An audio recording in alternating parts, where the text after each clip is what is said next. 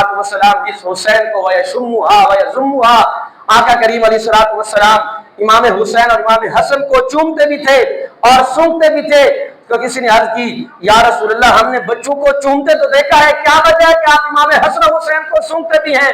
आका करीम अलैहिस्सलाम ने फरमाया, हुमा रैहानता फिद दुनिया वल आखिरा। आका करीम अलैहिस्सलाम ने फरमाया, लोगों ये मेरे दो जन्नती फूल हैं जिनसे मुझे जन्नत की खुशबू आती है, इसलिए मैं इनसे प्यार करता हूँ, इनके साथ मोहब्बत करता हूँ, इनको चूमता भी हूँ, इनको सूंघता भी हूँ। तुम भी इनके साथ प्यार करो, इनके साथ मोहब्बत करो। आका करीम अलैहिस्सलाम ने हमें हुक्म दिया है अहले बैत अतहार के साथ प्यार करना, इनके साथ मोहब्बत करना, इनके साथ मवद्दत का रिश्ता रखना।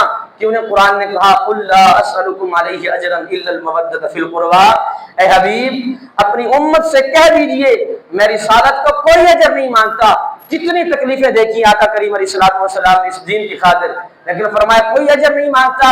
एक बात है, इल्लल मवद्दत फिल कुर्बा, मगर मेरे करीबी लोगों के साथ, कराबतदारों के साथ, मेरे रिश्तेदारों के साथ, हसन हुसैन के साथ, फातिमा ज़हरा के साथ, मौला अली के साथ, इन नफूस कुदसिया के साथ मोहब्बत करनी है, मवद्दत का रिश्ता रखना है।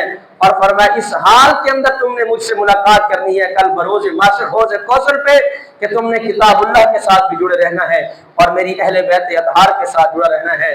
जरा इंसान को बेदार तो हो लेने दो।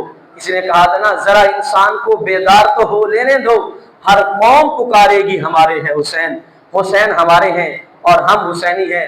करबला का जिक्र, इमाम हुसैन का जिक्र दिलों को सुकून देता है।